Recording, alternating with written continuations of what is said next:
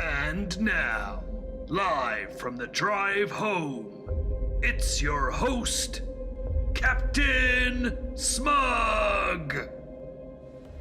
Hello, and welcome to GAMFT.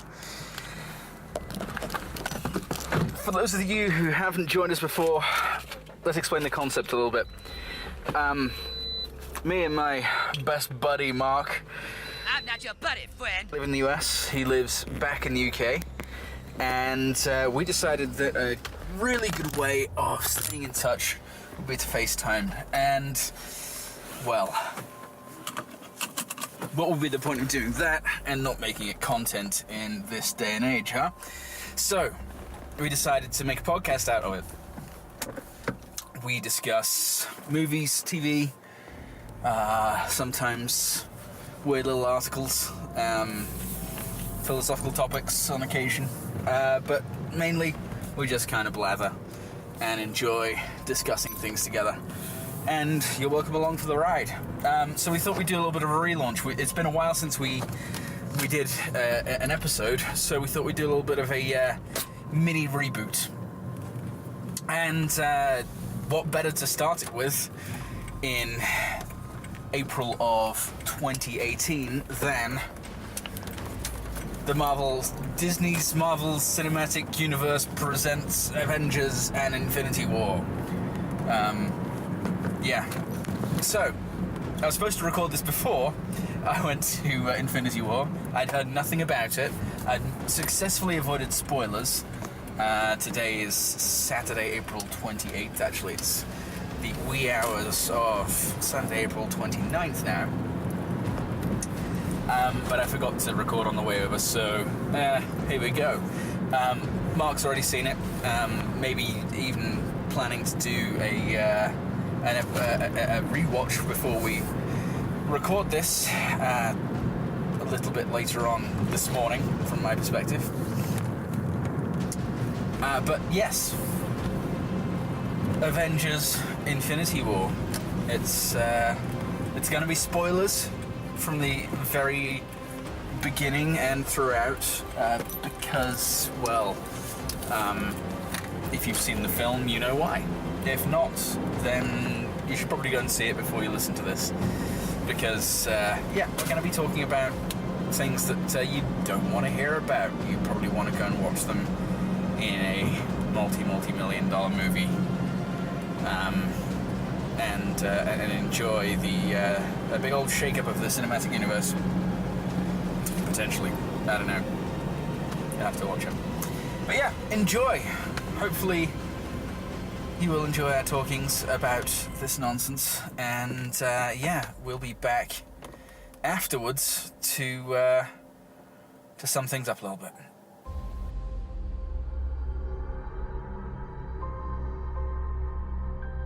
The entire time I knew him, he only ever had one goal. To wipe out half the universe.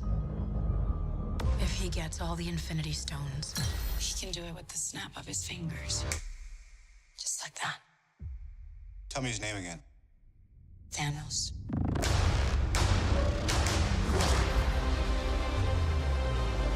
We have with Thanos once. So that's what we use.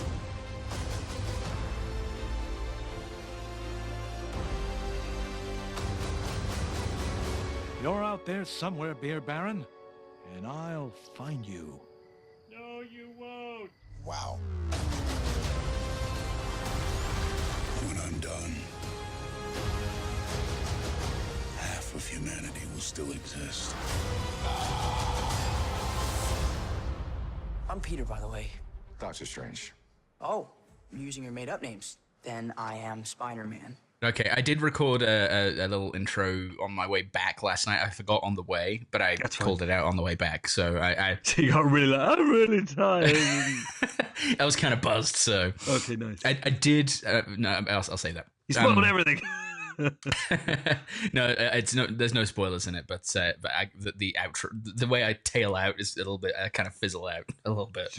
It's just a loud car crash. Because I did do it while I was driving. Yeah, so I guess you were gonna do. Yeah. Nice. I like the introduction of these intros that we're going to try this. I don't know, were we going to call this a new season, or are we just continuing season 2? I think we should call it a new season. There's been enough of a gap. New season? Okay, so this is the season 3 premiere. Yeah. Short season 2, wasn't it? It sure was like 3 episodes. Yeah, it was like 3 or 4. Well, one of them was called 7, so I mean That's true. ago, Yeah, it was called X7. So yeah, X7. That's 17. That's like a lot. That's like almost as many as in a Howie Mumar season. Yeah, look for all those missing episodes, folks. Yeah, look for them. You might find them in season 3. Yes. if we're suddenly talking about films from 2017, you'll know why. yeah. Good old 2017. Anyway, right now we're in 2018. I had to think about that. Sorry. We are. It is April 29th, 2018, and we both went and saw The Avengers, The Infinity Wars. Separately, sadly. Separately, unfortunately, yes. Did you just call it The Infinity Wars? I did. Okay. Maybe if we'd gone together, you could have prevented me from nodding off a little bit. Oh, really? Oh, about a third of the way in, I was feeling very heavy-lidded, but I did mention this in the intro, but I'm going to say it again. This is going to be mostly spoilers. Yes. Because you can't really talk about this movie without talking about spoilers. Yeah, no, I was just going to like do some sort of burst. It's good, go see it. And then it is. It's good. Absolutely, yeah. I would recommend it. But Mark doesn't do recommendations, so that'll have to be enough for you. If you want to see it, you go fucking see it. I don't give a shit. You do what you want. You do you. You do you, baby. Judging by the pre-sales and the busyness of screenings and things, I think everyone is going to see it. So actually, to talk about your screening, you went and saw on Thursday? I went to see it on Thursday, and I went to see it again this morning. Oh, cool! You actually made it. So I could be fresh for this. Fantastic. I did, yeah. And actually, even from the 9 a.m.s this morning, a lot of them were sold out. Oh, really? Wow. Unless you wanted to see it in 3D, which I didn't. So me and either. Luke drove up to Birmingham and we saw a IMAX. Oh, cool. How was it on IMAX? Very good, very good. Yeah. Although at 10 a.m. this morning, it was, again, heavy-lidded. So you saw it tied and I saw it tied, just different ends of the scale. Yeah. Because when I was getting up to go to it, you texted me to say, I've seen it. And I was like, fuck me, it's late. Yeah. So you went to a 10 last night or a 10:30 last night? 10:30, yeah. So we got out about somewhere right before 1:30. Okay. How is the Birmingham IMAX? Is that the one that's at the think tank? No, the one by... Oh, no, that's not an IMAX anymore. It hasn't been for years. Not? Oh, okay. Yeah, no, that was the old 70mm film IMAX. You're right. Now there's all the digital ones everywhere. And I went to see the one by your grandmama's. Oh, okay. That's an IMAX now? Huh, I didn't know They have one in there, yeah. Very big screen cool. at the back. It's actually... I don't know whether I've ever been in that screen before. Okay. But it was nice. There were some people chatting behind me and there were some kids and stuff, which we didn't have on Thursday night.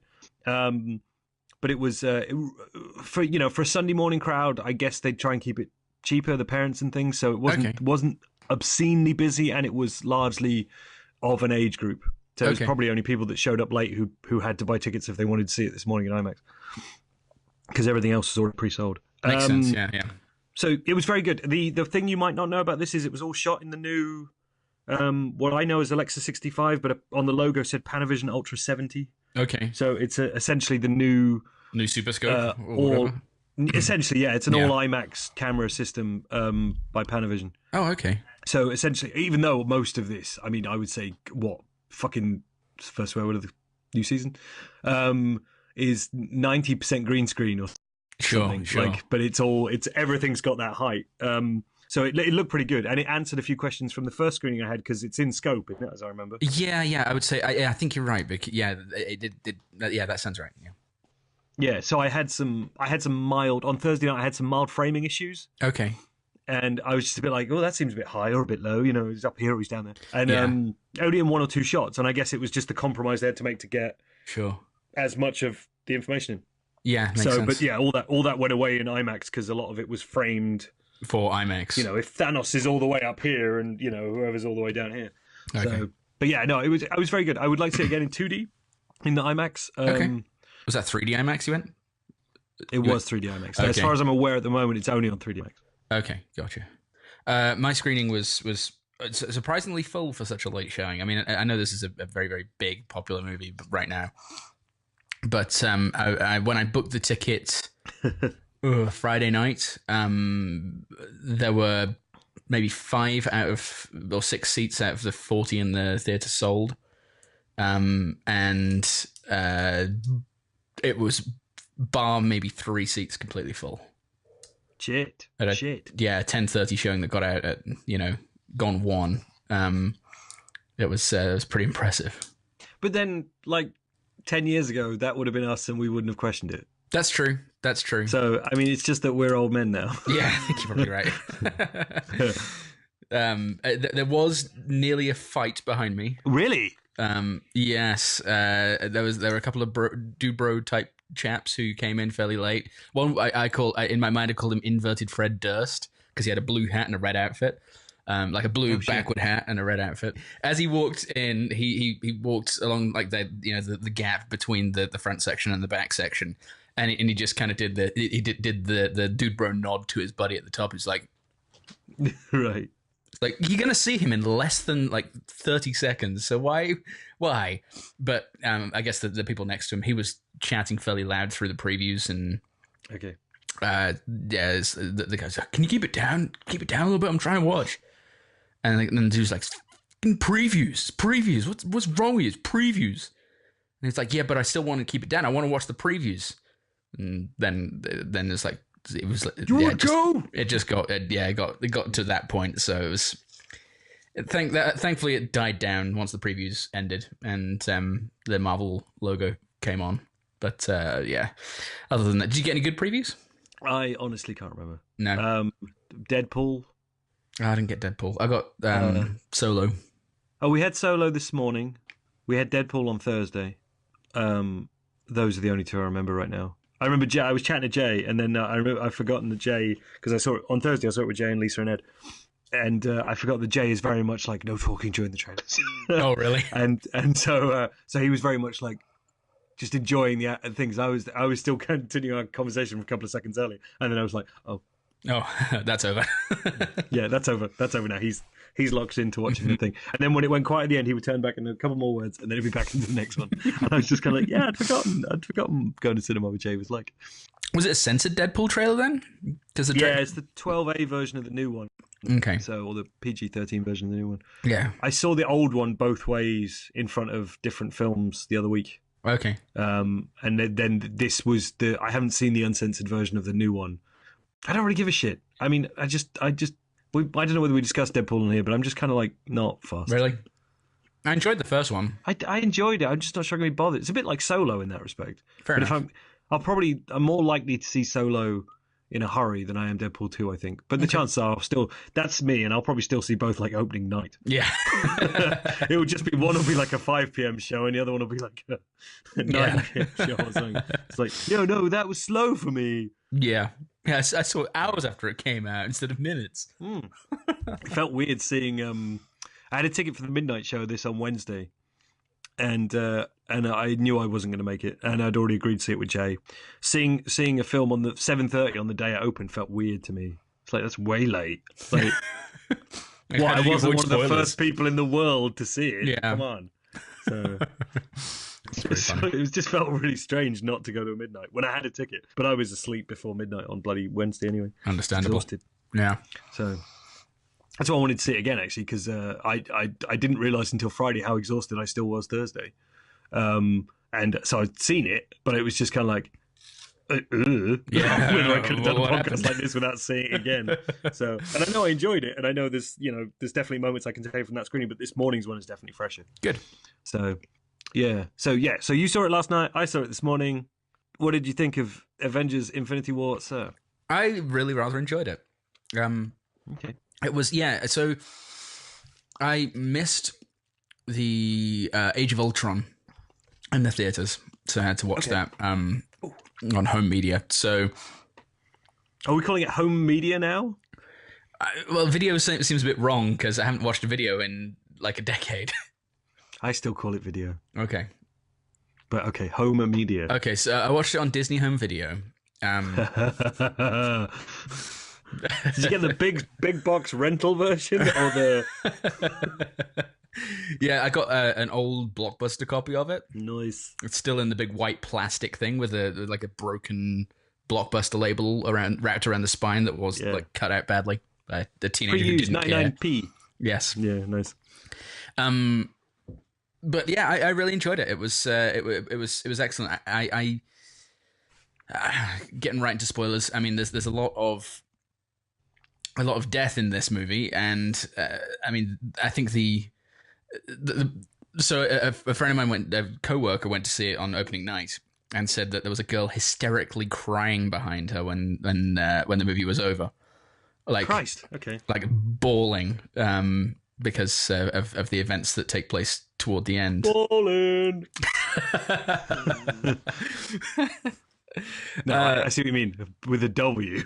But so I hate to get right into criticism, but the problem I had with that, and the reason it didn't hit quite as hard as I expected, is that it's already been kind of undercut. The stakes have been undercut with the time stone and the undoing that already happened with Vision. And so I mean, and also I mean, to break outside of the of the narrative, I'm sure there's a Guardians 3, a Spider-Man 2, a Doctor Strange 2.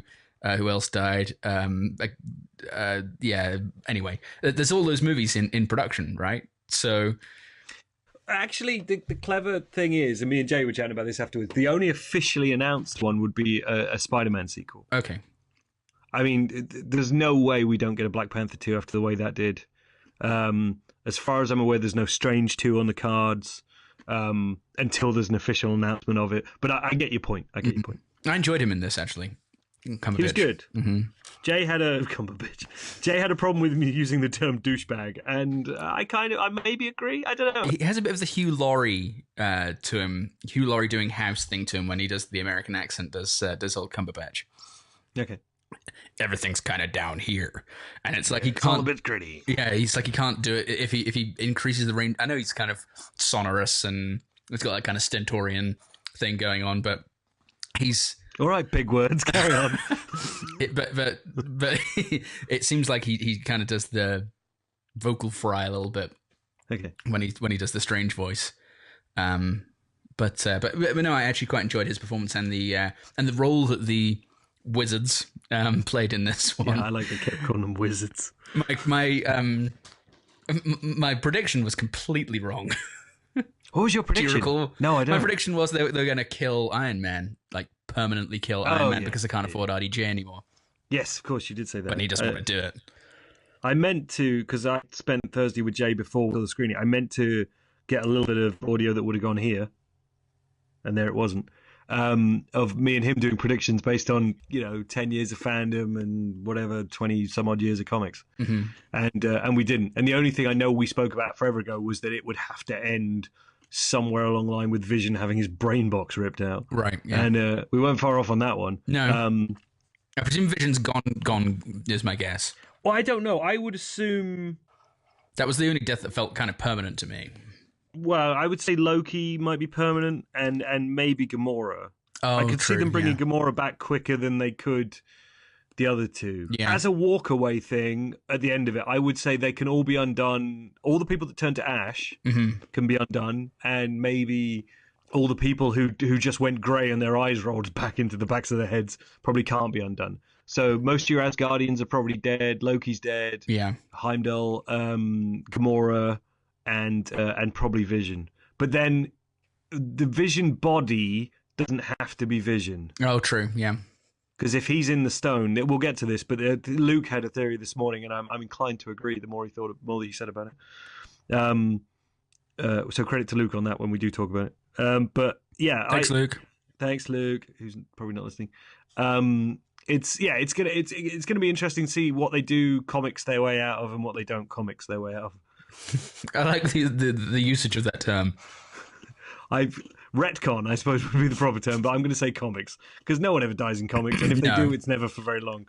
So if they manage to comics their way out of that, then if they're going to comics their way out of it, I would say they comics their way out of the Ash people quicker than they do the other people. That was exactly my thoughts. I was thinking the people who die because of the snap of the fingers. Yeah, that's what's going to be undone. But you're right, Loki had died so early in the film. Yeah. And you could kind of tell that it was for realsies this time as well, because Loki's pulled the death thing before. Even Thor references it and says he's died before, but I get the feeling this is permanent. But yeah, which is a shame because I liked Hiddleston's Loki. So so I expected a grander death, like I just said, but that was based on there being a big dramatic arc for that character. Oh, sure. Which was like a redemptive, but maybe this is the way to do it in because it was an attempt at redemption, but it actually, to go to wrestling for a second, it's like the old star making the new one, isn't it? Yeah. So it's true. It's in his attempt to turn good, he made Thanos a bigger heel. Sure. It's like when Hulk Hogan put Shawn Michaels over that time.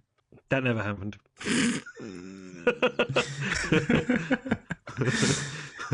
Loki did sell the shit out of that. yeah. Just bounce it around for Thanos. Right, at SummerSlam or whatever it was. So that's right at the start of the movie. Do we want to kind of dive into talking about the content of the film a little bit? However you want to do it. It's over to you, sir. I mean, this could go... We could do this any number of ways, really. Sure. And I don't know how long we've already spoken for, but we 25 minutes. Okay, we've got 25 minutes, and we'll figure out the structure now. So we open on the closing of Thor Ragnarok, right? Is that's what I thought. It's right where kind of yeah. Post credits. Well, I guess it's like 20 minutes after that maybe, because it's the ship has been decimated, and we meet Thanos and his. One thing? Sorry, just to sidetrack it. Just the way I pronounced that reminded me. There's a lot of different pronunciations of Thanos in this movie. Oh, is there? Thanos, and then the guy at the Soul Stone guy calls him like Thanos. The Soul Stone guy. Yeah, where he takes Gamora and throws her off the cliff. What's his chops? Oh, I don't know. Red Skull. Red Skull.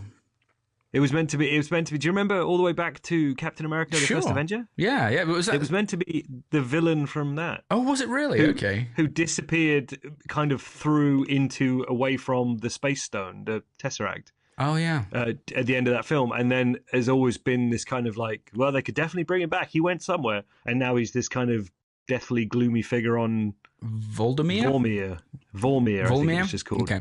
Oh, yeah, it was Voldemort in there a little bit. But so that was the Red Skull, really. Which is funny because when they first turn up and they're walking up that cliff and he appears, he looked kind of like a Dementor. He did actually. I don't know how he can float because he was just a man. But anyway, he was.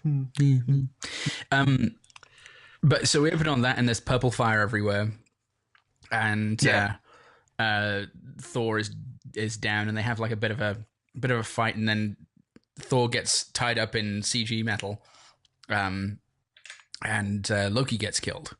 And when that happened, I kind of my want was for another Loki to appear. Okay. Because that's a trick he likes to pull. But I kind of knew when he just essentially snapped his neck by holding him up that he was done for. So yeah. And then the ship explodes, and Thor's coming back at some point because they're not going to just kill Thor like that. It was an external CG ship explosion. He was, in theory, the only one left alive on that ship, wasn't he? The one thing that you glossed over there was the Hulk's quick 2-second fight with Thanos, which looked like he had a viable chance, and then just got his ass handed to him. Yes. And then he gets bifrosted the fuck out of there. Yes. So. Yeah. That was like the last act of Idris Elba. What's his character's name? Heimdall. Heimdall. Yeah, it's like Heimdall's last act is to bifrost them. Before he gets got by well, I don't know which one killed him actually, but I was about to say Paddington Bear one. Bear one. Well, the one it really annoyed me during the first screening until I got that was the point. The kind of magic one. The one who like fights them in New York. Yeah, okay, Ebony Moore's the character name, but yeah, he had kind of like the voice of the current Paddington Bear kind of films. Not the same guy, but it had that kind of... Why are you looking at me like that? It's called a hard stare. Aunt Lucy taught me to do them when people had forgotten their manners. Like, it's cute when it's on a bear, but it's kind of whiny and weaselly when it's on him. Yeah, he did come off as that because he was like almost like a disciple of Thanos, it seemed. The the way he spoke with it was almost in kind of like religious terms. Yeah. And how they've been saved, and he seemed like a high priest or something like that. But I assumed that he wasn't powerful until that scene on Earth later on. But he wasn't kind of Midgard might based, was he? He was very much magic and intelligence based, and it, I don't know, his whiny voice just pissed me off until I realised that was the point. Okay, so interesting. Expect him to want a marmalade sandwich.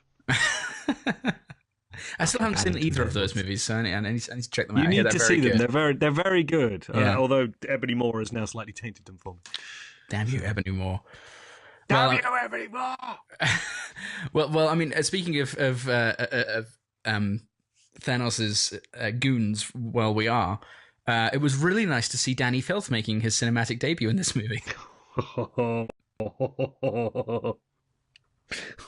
What, as the elfin-looking one? Yeah, it looked like Danny Filth. You clearly did not see Cradle of Fear. Cradle of Fear? Yeah, it was the Cradle of Filth.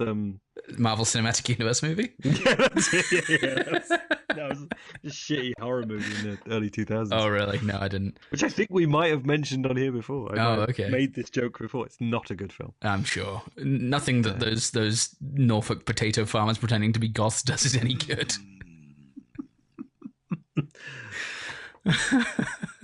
Yep. All right. Yeah. Yeah. Anyway, but yes, so that ship blows up. Where do we cut to right after that? Probably New York. I don't think it goes to Edinburgh just yet, does it? No, I don't think so. No, that's a little bit later on. I think it does cut straight to New York, and then Hulk crashes in the Sanctum Sanctorum, and you're right. Yes, yeah, and we get that whole the whole New York sequence. Yes. Until and Spidey gets involved and la-da-da. Yeah. Yeah, which then we go from there to Guardians. Yeah, that's true. I thought Spidey was used nicely in this. Actually, he's this kind of like annoying fly that bugs everyone. But that was those weren't supposed to be puns. But I do enjoy and they did this first in Ragnarok. Just the kind of like casual way that the strange people, the wizards, what are they called? Guardians? Is that what they're called? No, Guardians of the Galaxy. What are they called? I don't know. Do they have a name? They must have a name. Watchers. He's the Sorcerer Supreme. No, the Watchers is like the weird aliens. Anyway, yeah, I like the way that he kind of casually uses those powers to just kind of move people around and stuff. And that we got that fun trick that they did in Ragnarok where it was with the Bifrost in that where it cut like half that dragon's head off, and that kind of happened with the one of his sparkler portals. Took the guy's hand off. And part of a taxi cab. Yes. So I quite like the way they incorporate that sort of thing and make it feel a bit more real. It's fun. Yeah. But I enjoyed the line, "Wong, you're invited to my wedding." after Wong saved Tony, he's like, "Wong, you're invited to my wedding." That was good. That was pretty fun. It was nice to get a little bit of Gwynny in there as well. Yeah. So can you help me out with the timeline on this, because Tony kept using a flip phone. Yeah, that was given to. So at the end of it's set in 1997, and no. At the end of Civil War, when Tony and Cap are all we're not talking anymore. High school. I hate you now. I hate you now. You killed my mum. I suppose that is a legitimate reason. We can't come to my house anymore. Yeah, you're not allowed to sleep over. They're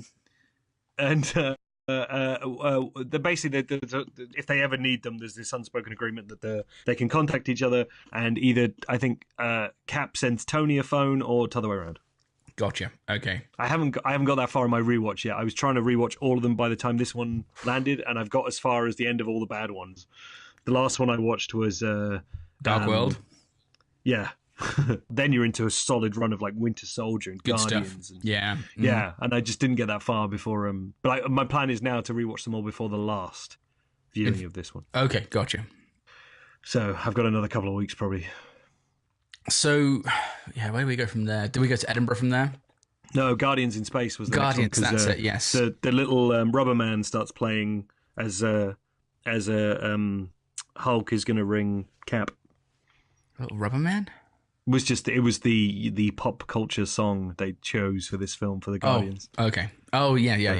Okay, I didn't know the name of the song, but as soon as it started playing, I was like, oh, we're going to go see the Guardians. Yeah. Well, when it started playing, they were still in New York. I was like, this better transition in a second, else this is weird.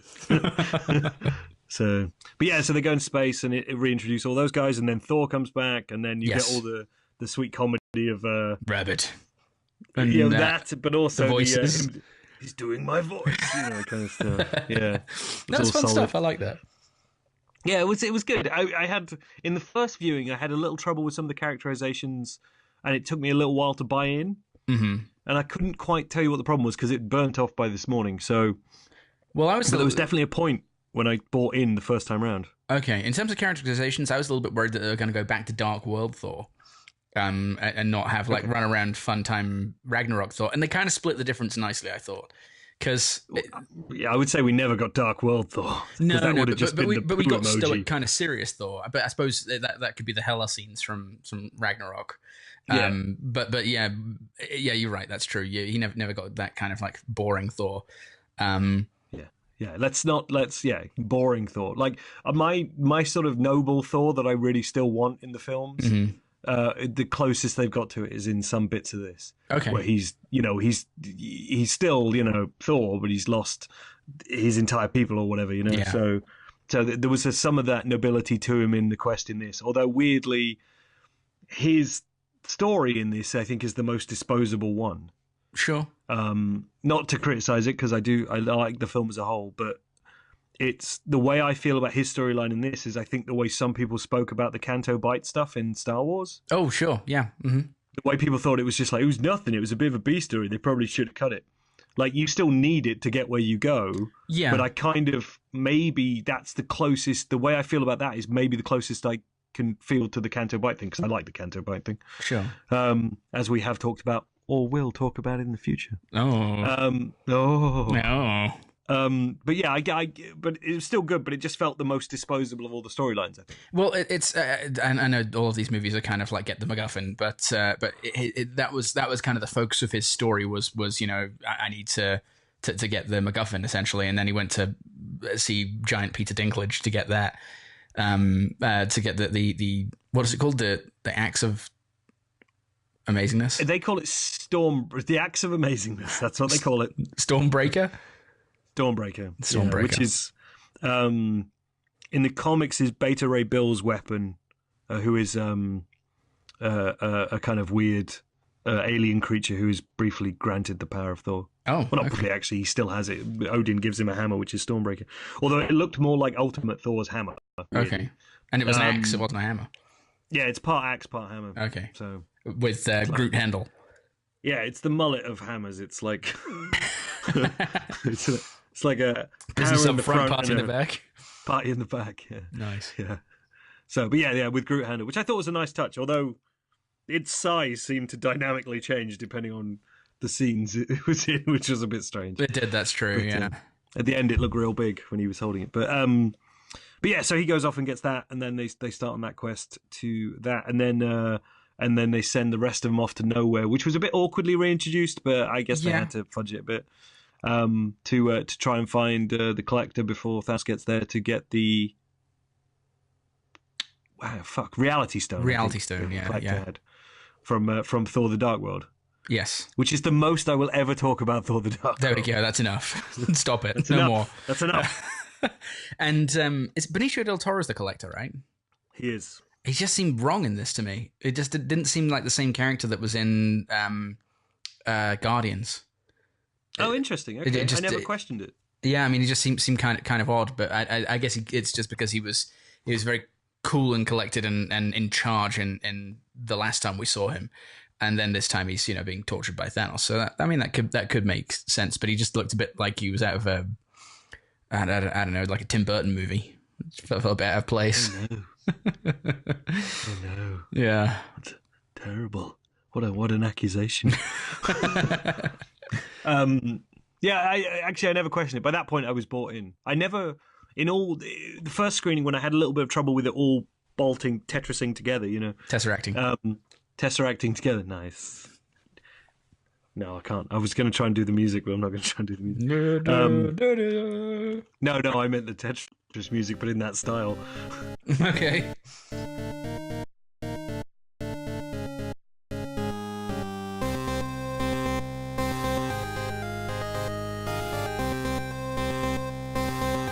Like I say, first screening I had minor issues with it all bolting together, but there was definitely a point where I bolted. But I never questioned Thanos. Thanos always seemed me either. Yeah, consistent, I suppose. Yeah, and he's a more complicated character than I expected because he's got this noble cause that I didn't know about. I thought he was just big bad space villain because that's I have limited exposure to the lore of this. So when he's kind of almost a tortured soul at certain points, like the moment where he has to get the Soul Stone and sacrifice Gamora to get it. That really kind of surprised me because I thought he was going to be unambiguous, over the top, dramatic, evil bad guy, and he's kind of on what he perceives to be a noble quest. Though it kind of seemed like Malthusian in a way, like it's the idea of getting rid of half the people in the galaxy, the universe, even is for almost an ecological cause. Because there's that moment where he talks about Titan and how there were too many mouths to feed, and that's what spurred his genocide. So yeah, it's kind of an interesting character, more interesting and more complex than I would have given it credit for going in, not knowing about what Thanos is all about. So yeah, it was, and the fact that he's just a CG character, you're right. I bought the emotion in his face. I bought him as a character interacting with the rest of the world, even though he's this giant purple dude. Yeah, this is the first time I'm going to invoke episode 1 in this conversation, but not the last. Okay. As we're more than 16, 18. When did episode 1 come out? 99, yeah, 99. So 19 years. So we're 19 years since episode 1, and they finally got a CG character right. Yeah. Like one you can actually 100% believe in. Like even just at the end where he's in the forest and the way the light was falling on him through the trees, I was just kind of like, I never really questioned this. Yeah, there's some bits where you know it's inherently a CG character. Sure. But the reality and emotion of the character, I never really questioned. No, me and the either. Eyes. They seem to have got the eyes right finally on this. They do, absolutely. And they kind of focused on the eyes a fair amount. So especially when Mantis has got her hands on him and that and his eyes are all going like university. Yeah. So that was I agree. That they got him pretty well. Because I suppose it's somewhat motion cap, right? They do all this. Yeah, they would have definitely done at least all the face, I would think. Yeah, with the dots and everything. I don't think there's anything approaching practical in there. No, but it would be a lot of very advanced mocap stuff built on the towering achievements of Ahmed Best as Jar Jar Binks. Indeed, Josh Brolin has a lot to thank him for. He does. If you can find him. Then maybe you can hire him. He is Thanos. The T team. He would.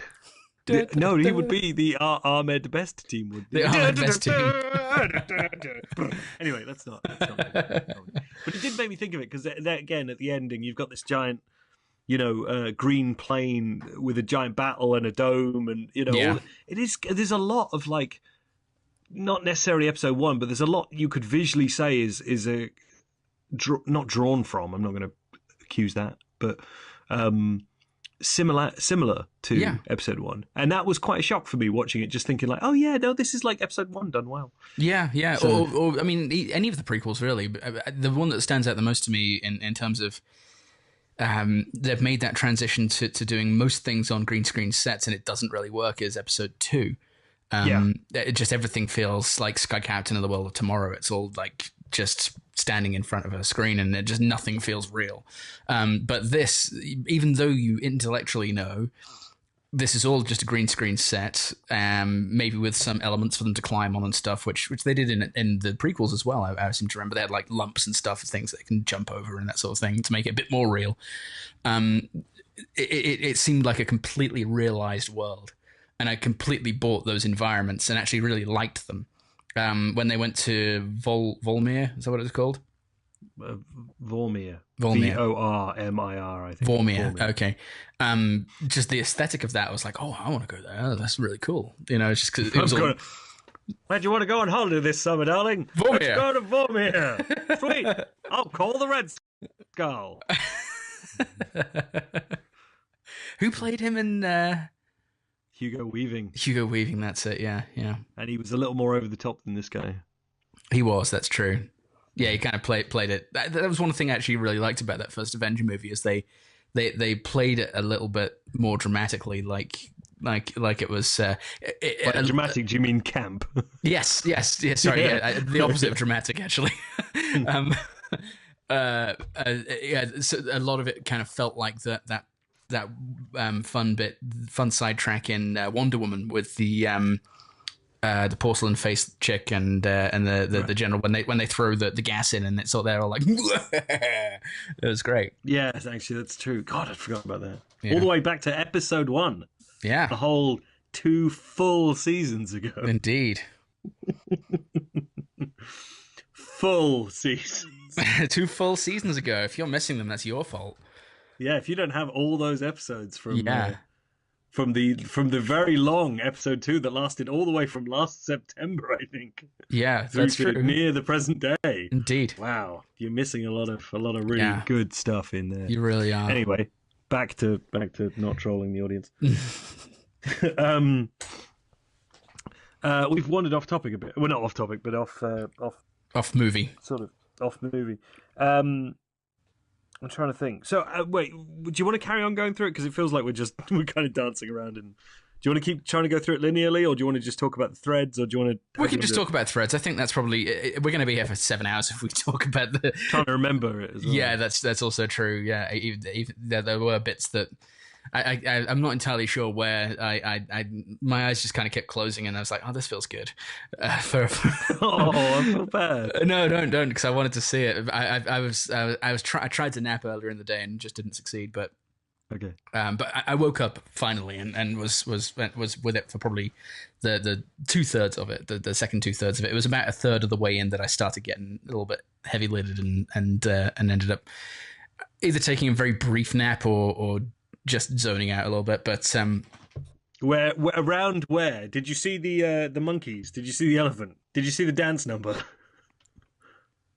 I have a feeling you are trying to make a fool of me, sir. Anyway, around where do you think you nodded out very briefly?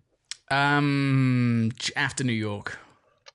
So quite early. Yeah, quite early. Yeah, maybe after New York. I definitely saw all of Edinburgh because I remember seeing it in the background when there's a moment where one of the big scary Thanos dudes has got insert name here. Red Ball Girl. What's her name?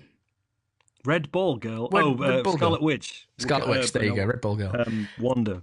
In the background, you can see into what is obviously a we chip will shop. Deep fry your kebab. Yes, that's exactly what I saw. I was like, okay, I can't imagine that being good. Like with the salad in it and everything, that sounds terrible. Oh, I didn't even think about the salad. Imagine the mayonnaise. Oh. Yeah. Well done, Scotland, and home of my ancestors. There's no evidence they actually do that. It's just a sign in a film. Come on. Yeah, but there's no way they put that sign in a film. It was just there. No, they would. I mean, everything. There's no way on a film like this that wasn't intentionally put there. They don't just be like, yeah, don't bother taking it down. So it's. I should think it's somewhere a kind of a nod back to the original Avengers with the shawarma stuff. Oh, that's true. Yeah. Similar. There's a kind of like kebabs. Remember? Yeah. Remember kebabs? Yeah. Okay. I think, I don't know, as a kind of, but yeah, it was there for people to like, yeah. What did you make of, I suppose, the relationship between Vision and Scarlet Witch? I quite honestly, I figured there was something there that I had missed in a previous film. I thought they must have established this somewhere. Did they not? Well, I mean, he saves her at the end of Age of Ultron. Yes.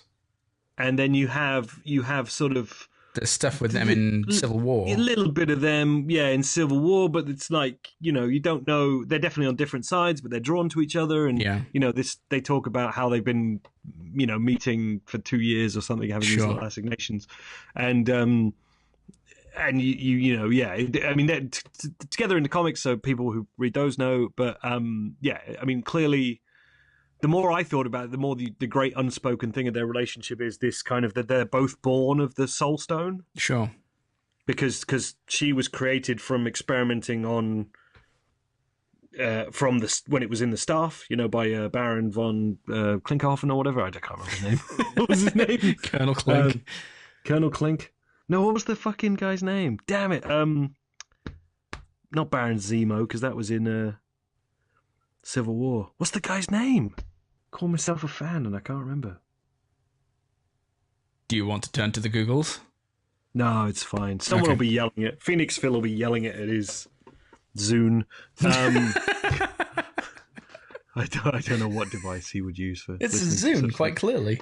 Clearly, he is an OG and he has a Zune. Absolutely, yeah. We'll put out a special WMA version of this podcast for him, so he doesn't have to convert it. That's a good point. Sorry about the conversion, Phil. Fuck, I've completely lost. So their relationship. Their relationship, yeah. And then in this, they try and, as with most things character-wise in this, they don't have a lot of time. No, because there's so many threads. Yeah, they try and catch you up pretty quick by having that nice hotel room kind of. He's, he can be a human now. We've been doing this for a while. Maybe I don't want to go. That kind of stuff. And I couldn't decide whether it was perfectly handled or whether it was too superficial. And I just wonder what you made of it. I bought it. I thought it was fine.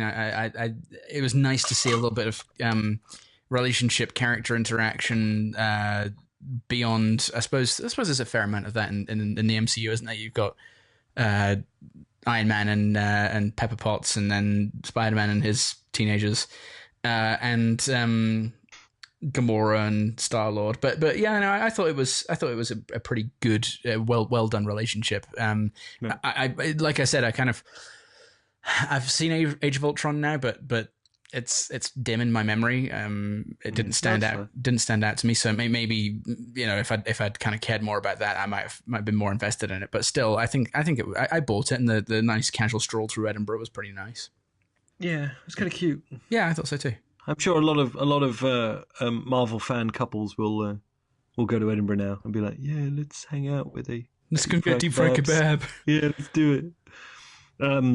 But yeah, no, that's all right then. I kind of liked how I wanted, but in the Age of Ultron stuff was very much a kind of foreshadowing if you're already a fan and got it. Okay. Well, yeah, but I would say you already had to know to maybe get, because it was really only him saving her at the last minute in a look. And then again in Civil War, the stuff of them at the Avengers offsite mansion thing, whatever it was. Facility, I think they call it a facility. Okay.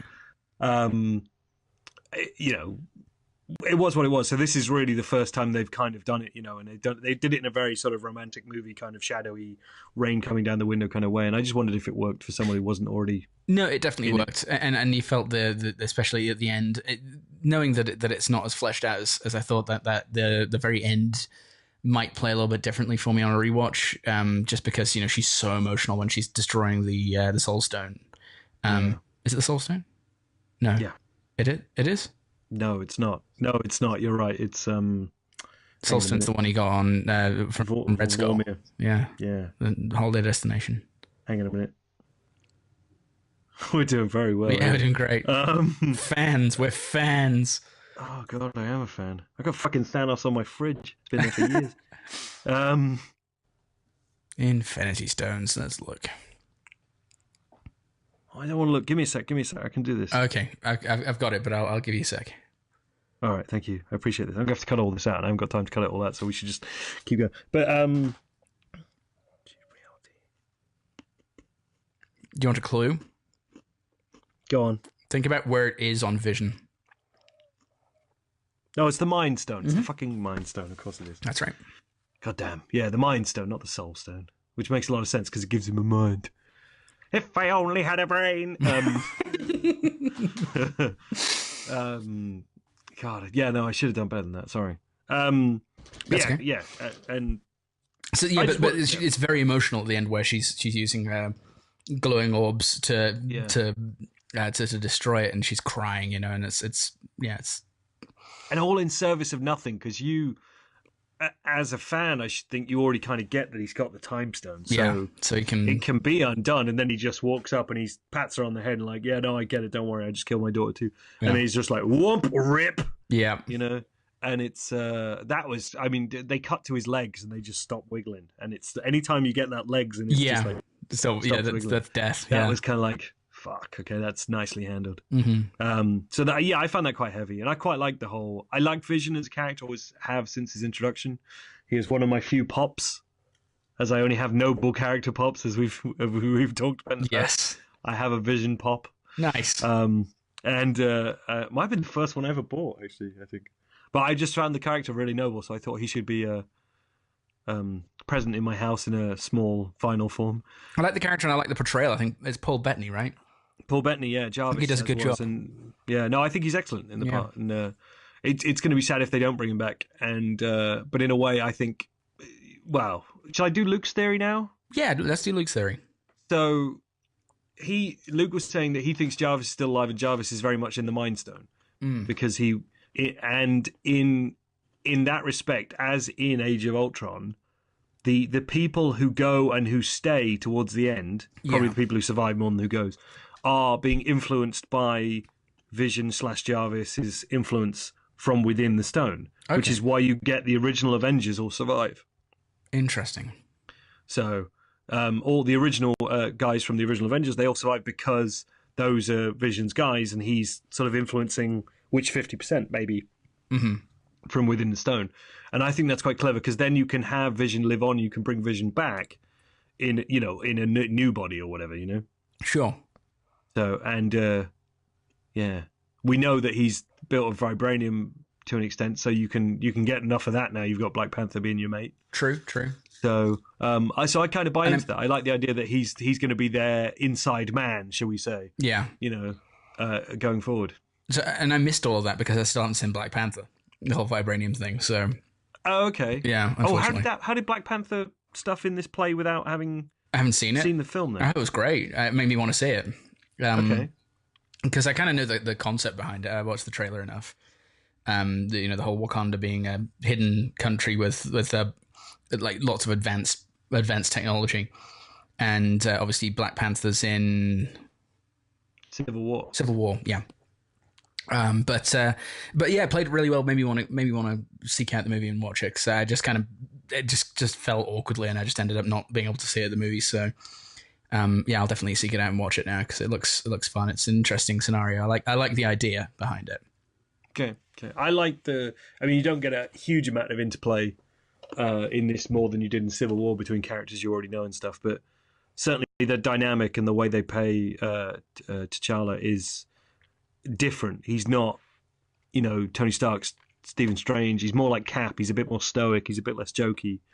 He's very noble. In this, and or in Black Panther? In this and in Black Panther and in Civil War. Like they've what they're doing with that character is quite consistent from the very beginning. Good. And I quite like that, and it's something a bit different as a potential leader of the Avengers one day or whatever.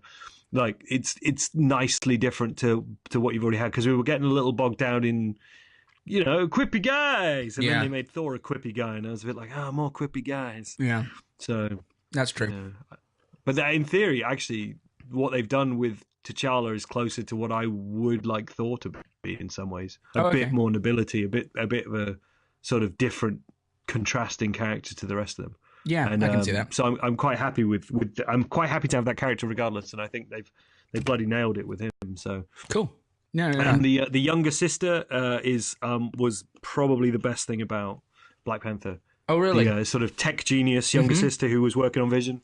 She's amazing in Black Panther. So I liked her character from the second she was on screen. I thought she was great. So I love the fact that she's kind of like a youngish woman, but she's clearly an absolute genius, like you say, like an incredible scientist. Like she just turns to Bruce Banner, who's like, in theory, in other films, we've seen his picture on School Wars. Yeah. So he's supposed to be one of the biggest brains on the planet, and then she's just like, why didn't you do it this way? And he's like, we did think of it. We didn't think about that. Yeah.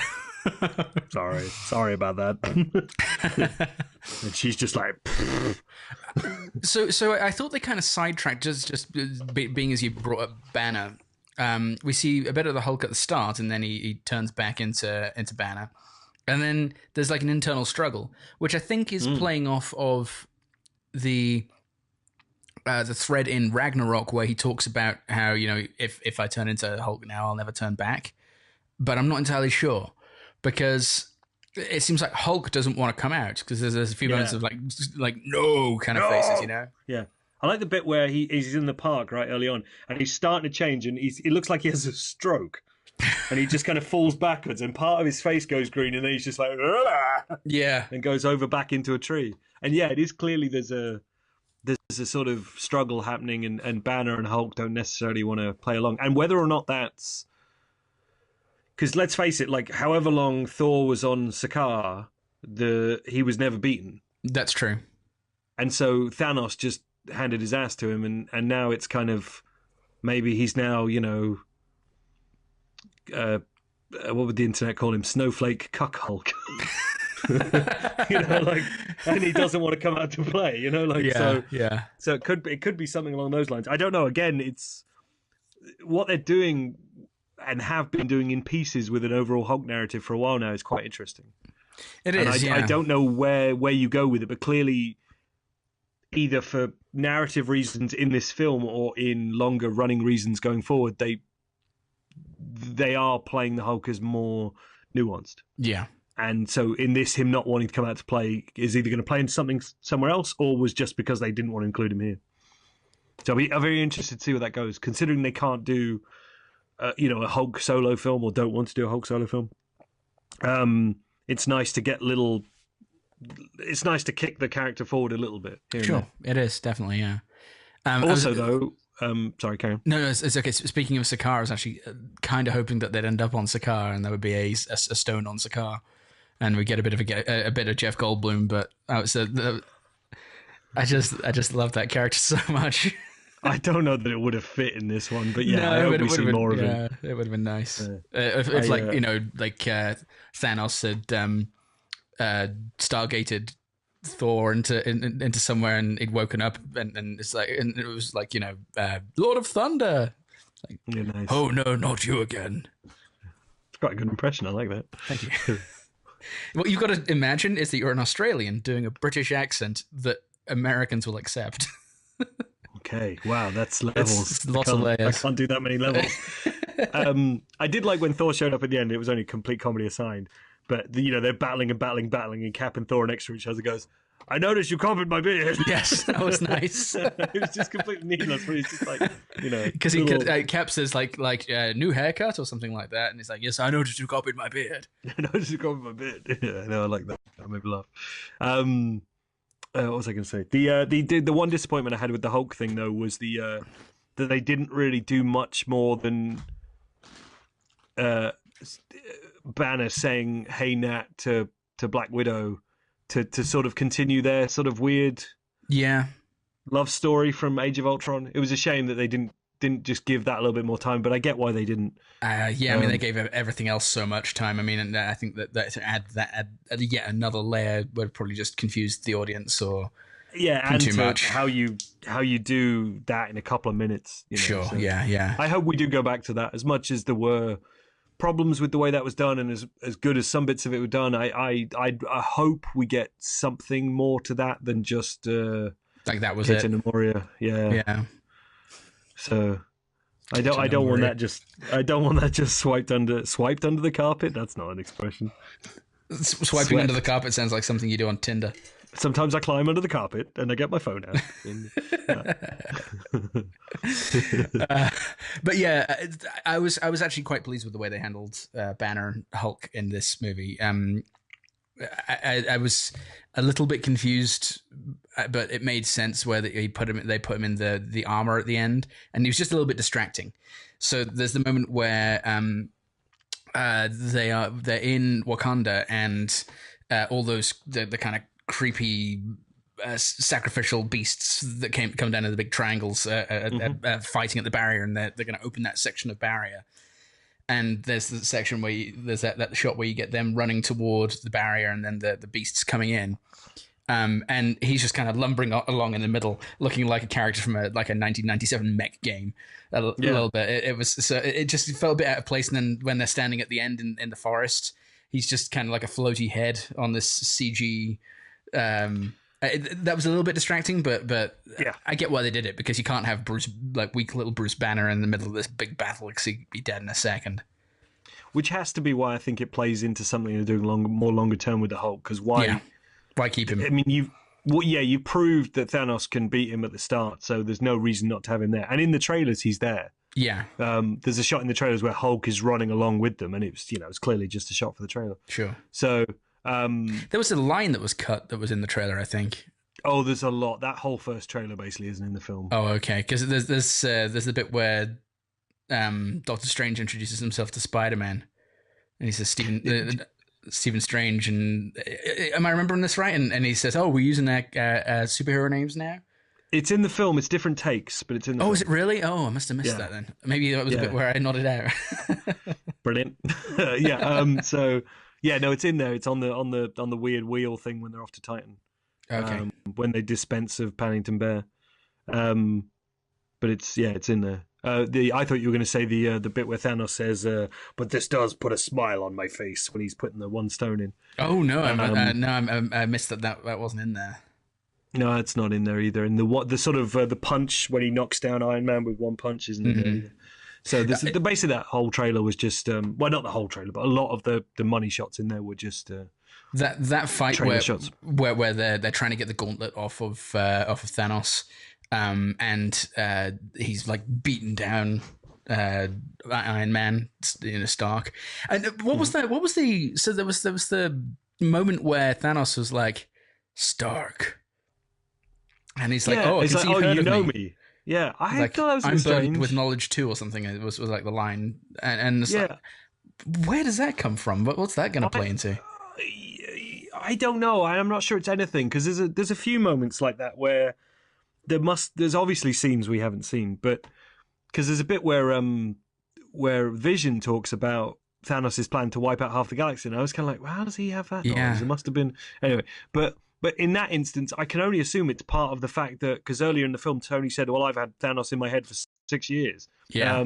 That there is something about that sort of weird trauma that Tony went through after the first Avengers. Yeah. That somehow links back through to Thanos. Either that or it's Loki's information, but in theory there was never a back channel there about profiling Avengers. No, that's true. But the fact that Tony went through the void in Avengers and stuff like that, there could be some kind of link there, but maybe it did seem a bit of an abrupt kind of like, yeah, no, I get you, you're all right. Yeah. How's it going? How's Gwynny? It doesn't how's Peps? Yeah, Peps. Nobody calls her Peps. Nobody calls her Peps but me. Yeah. I think it's just another one of those, you have to jump through a few hoops and do some broad storytelling to cram all this in. Yeah. And the decision there, whether it was as thought out as we might be making it, or whether it's just a kind of a logical jump of just like, we'll have to pretend he knows him somehow. Yeah. Which I doubt it is, because I think these are better constructed than that. I think so too. But they had to do that to achieve whatever they wanted to in that moment, Sure. But it was a bit weird though, I have to admit. So going back to kind of threads, and you mentioned Captain America, did you feel that he was a little bit underserved in this? There wasn't a whole lot of him. No, actually, I thought there was enough. Good. Every now and again, I was a bit kind of like, the beard and hair doesn't really suit him. And that was about as far as I got with it. And his costume was all dirty and had holes in, which I kind of dug. That was kind of nice. Oh, that's the same costume. It's just kind of holy and dirty now. Yeah. It's like he's looking rough. Otherwise, he's looking rough. It didn't really need, although Falcon, when they're saying, like, you guys look like shit or whatever, he didn't say that. But, and Falcon says, yeah, the hotels weren't really 5 stars, but he's got this immaculately trimmed beard. Yes, that's true. Kind of like, yeah, you had a good razor though, didn't you? You got the Harry's razors or whatever going on. Like, That's what I use. They're sending them to you in the hotels. You know, That's funny. I was Just surprised. imagine him updating his address on harrys.com. yeah. Bloody wings keep getting in the way of the keyboard. No, that's not up. Yeah, but yeah, it did make me laugh. Like, you guys look like shit. Like, oh, yeah. Falcon. I'm glad you said his name, because I was like, all the way through, I was like, not Wing Hawkeye, guy! not Hawkeye. He's not Hawkeye. What did you make of no Hawkeye on that? I assumed I missed his death somewhere. That's what I made of it. There is a single moment given to where him and Ant-Man are, but it's just like they took a deal. They're under house arrest or whatever. Yeah, oh, yeah, there is, isn't there? Yeah, that's true. Yeah, because I was a little bit sad not to see a bit of Rudd in this. That would have been nice. I do like me some Rudd. I was surprised. Everyone loves them some Rudd. I love the poster for Ant-Man versus the Wasp, by the way. Is that what it's called? Ant-Man and the Wasp, I think. It's fantastic. It's just a big yellow poster with a tiny little one of them in the middle. In the middle. Okay. That's it. It's great. I haven't actually seen it, but okay, that makes sense. How that's going to follow this, I have no idea. But no, I have no idea either. Like cutesy, cuddly, sure, light summer romantic comedy. All your heroes are dead, kids. Like, don't worry about it. Yeah, there was a 16 or 17-year-old kid next to me who was just like, he kept saying at the end of the movie, "I'm shook." I'm shook. I'm like totally shook, man. Is it grammatically correct? No, it's not. But it's an internet thing. That's what the kids are saying. Oh, really? Okay. They're saying they're shook. Oh, in which case he was shook, and I was also shook. I would like to associate myself with that shookenness. You see, I couldn't, like I said at the start, I couldn't really be shook because the time stone prevents me from being shook. Just go with it, man. The time stone I just kind of makes me think, well, they're going to press the undo button and we're going to get all the smoke people back. Control Z. Yeah, exactly. So I don't see a lot of it sticking. No, I think you're probably right not to, but even as it went along, I was bought into it. Me and Jay, when Black Panther turns to dust, yeah, he's going to I don't know, it's Okoye or one of the Dora Milaje's down, and he goes over, he goes, "This is no place to die," and you think like, oh, she's fading out, but then he starts fading. Me and Jay sat next to each other, did stereo shit. Oh, really? We just both went, shit! Which was, and it just kind of turned to each other. That's funny. Because we just didn't expect them to, to fade him out. And no. That was one of the most shocking ones, I think. I don't know why, No, I think you're right. It really was one of the most shocking ones.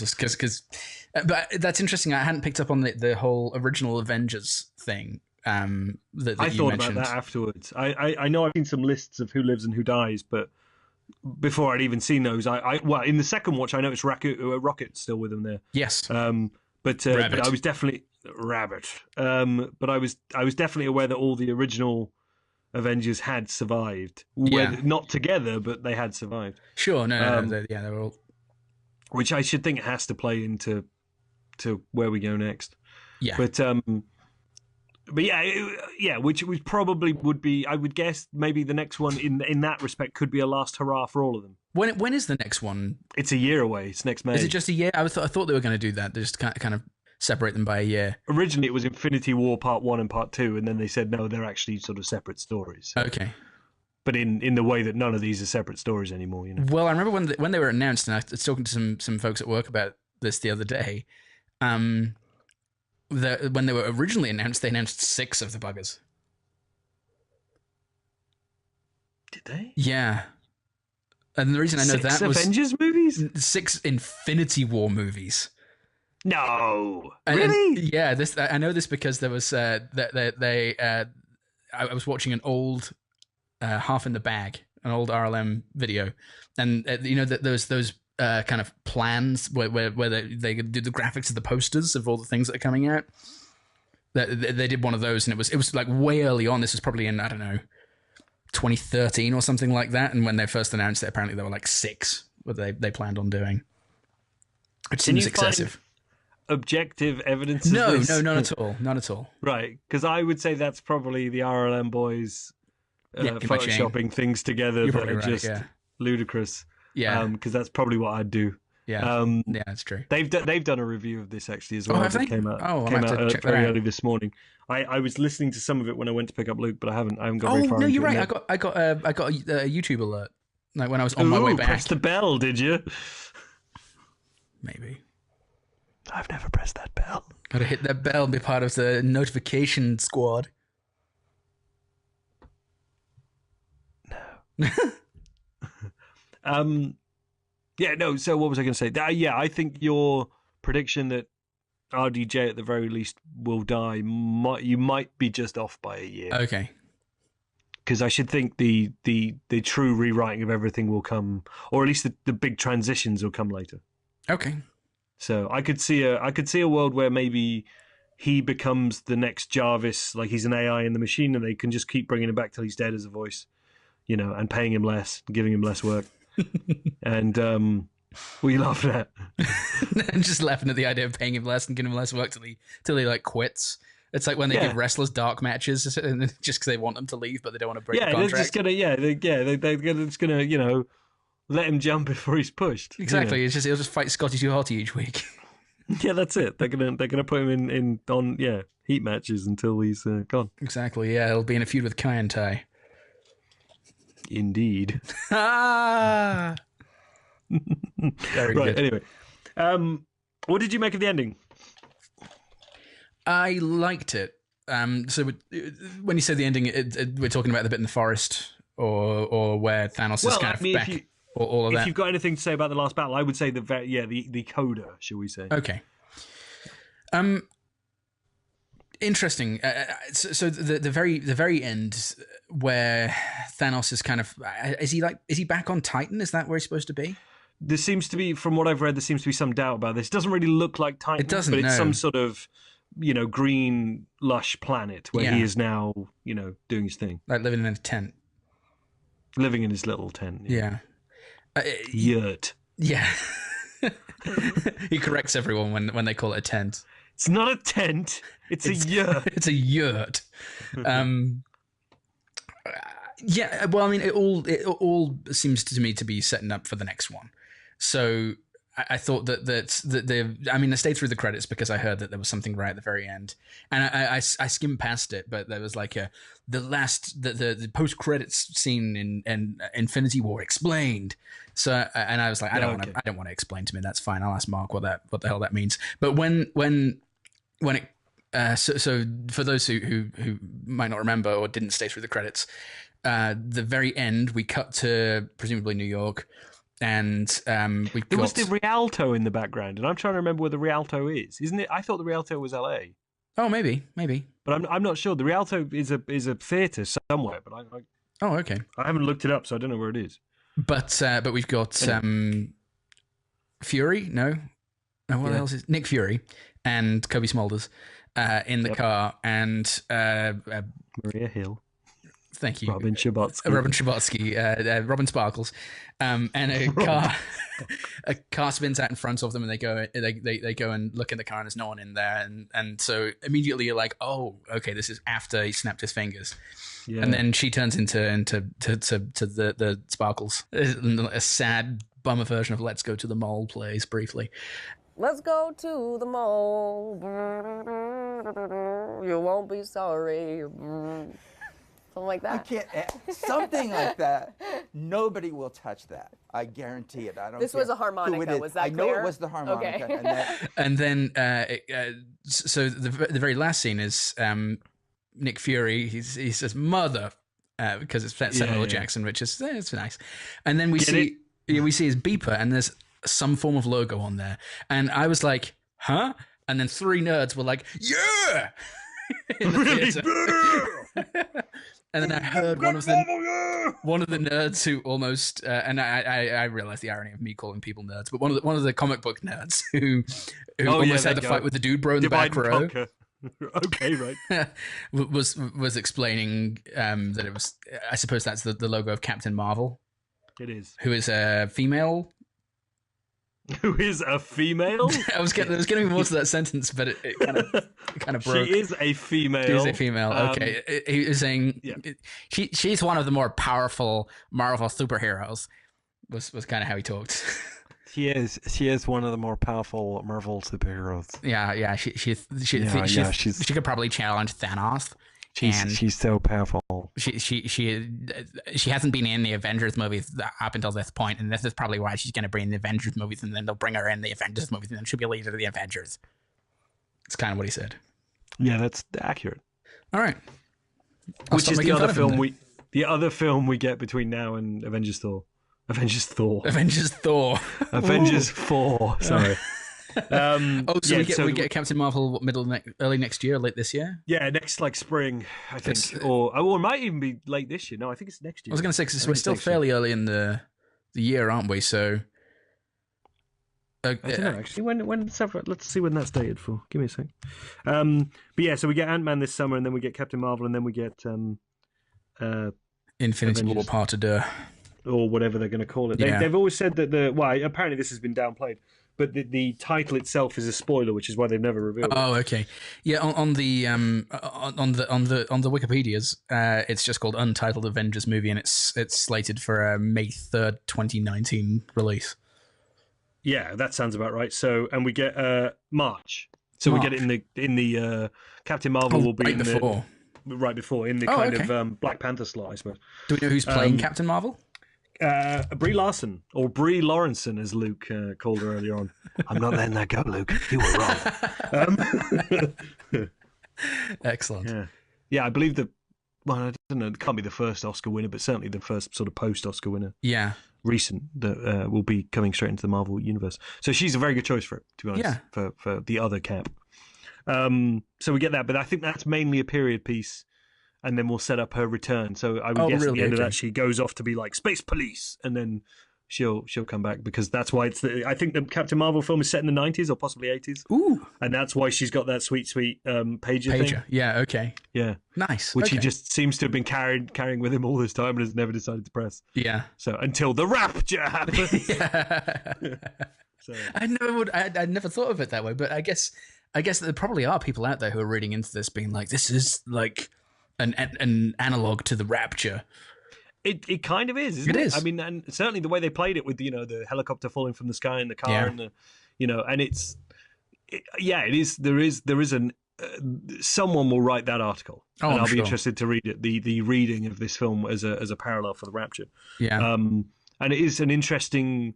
Certainly, when they did the city bit of it, it is an interesting one to look at. It is, absolutely, and how they play it out in the next one's going to be quite interesting. But I assume they blow right past it, to be honest. Oh, I'd imagine so. Yeah. I mean, well, with these movies, a lot of the kind of the philosophical stuff is left unsaid and just kind of implied, and the audience is allowed to figure it out a little bit. Yeah, more punching. Yeah, more punching. We don't want to think. We just want more punching. Punch me. That's why a fight almost broke out. They couldn't wait for the punching. Couldn't wait for the punching. Yeah. And I'm a fan. I shouldn't make fun, but give me someone a break.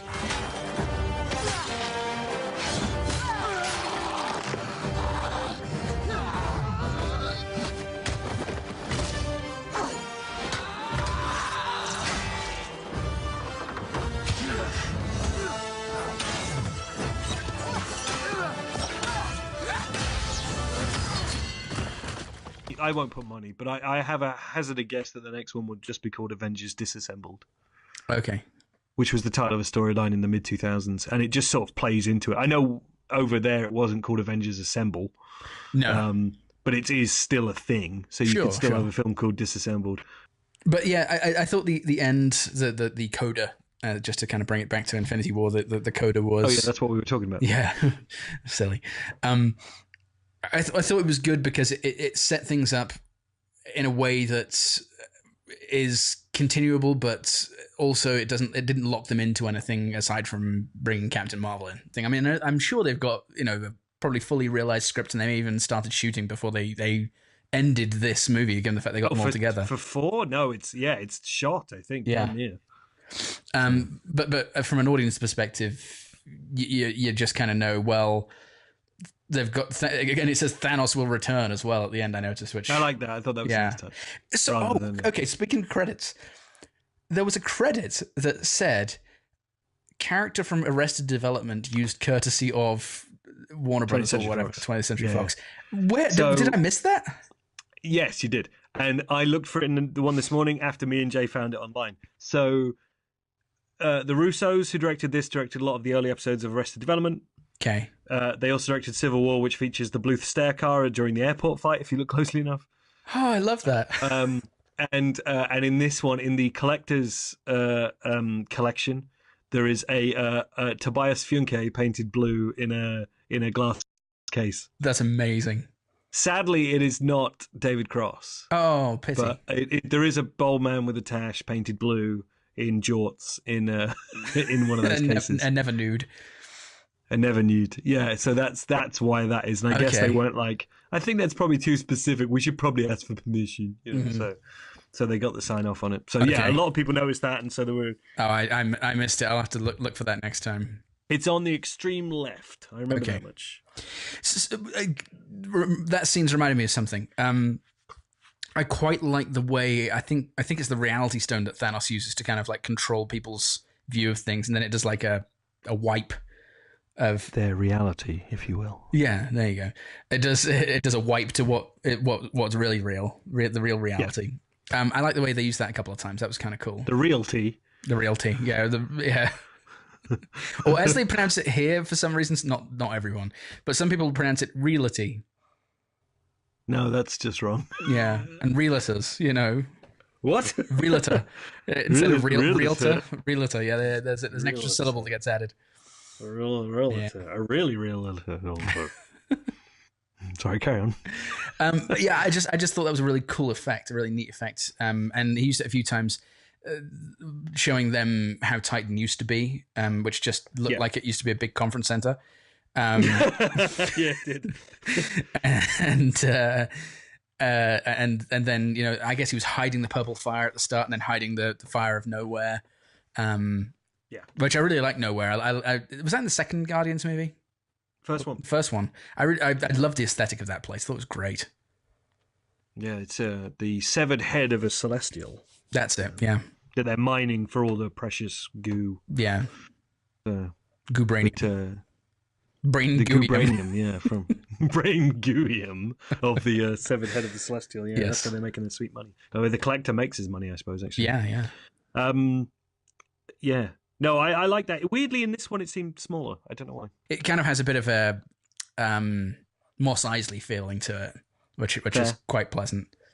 I like the Richard Hives of Scum and Villainy. It is one of those. Certainly in the first Guardians, it was played that way, and then it gets all busted up in that, doesn't it? And then it does. And then I guess they sorted it out, and then they went and busted it up again. Yeah. Who is it who shows up and busts it up? It's your man who Lee Pace. Is that what it is? So the guy who plays him? That's the guy who plays him. I always thought it was Peter Serafinowicz, but kind of looks like him a little bit. Yeah, it does a bit, I suppose. Yeah. Who was Ronan the Accuser? Ronan the Accuser, that's it. Yeah. Who I believe is also in Captain Marvel. Oh, okay. In the 90s, or whatever they called the 90s in space. Okay, so the space 90s, yeah. Space 90s, of course. I should have known. Listening to Westlife in the space 90s. Yeah. Again, though, that's reminded me that two of the big bad guys in the Marvel universe, Thanos and Ronan the Accuser, both have fairly kind of religious overtones to them. Okay. And I wonder how deliberate that is. I mean, I don't think anything is by accident, but it's interesting to me that they both seem like zealots in a way. More obviously Ronan, but more subtly, I would say Thanos. Although his actions aren't subtle, the way that his general disposition is less so. Yeah, he's more like a straightforward space monster bad guy. But yeah, like you say, with the way Ebony Moore talks about him as his kind of herald or prophet, or whatever you want. Right.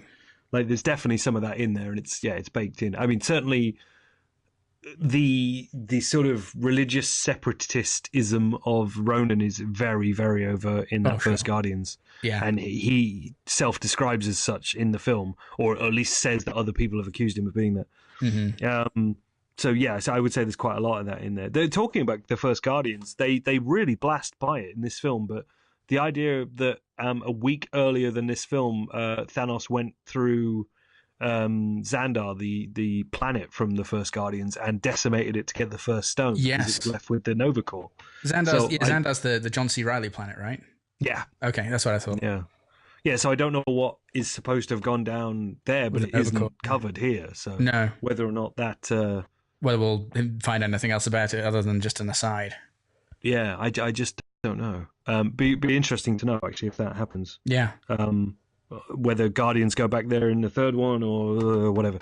But yeah, it's interesting because, the idea that there would be a Nova film, unless, of course, that's just the way they get to a Nova film. And Nova is the last remaining Nova Corps member from the destruction of Xandar. And which could just be, you could just do that. Yeah, that's true. And who played Nova in the... Well, you had Nova Corps members. You didn't necessarily have a hero called Nova in that way. And there's been a couple of people who have been Nova over the years. Okay. I think the current one is quite a young boy. Oh, okay. Certainly in the last comic I read, Nova was a young character.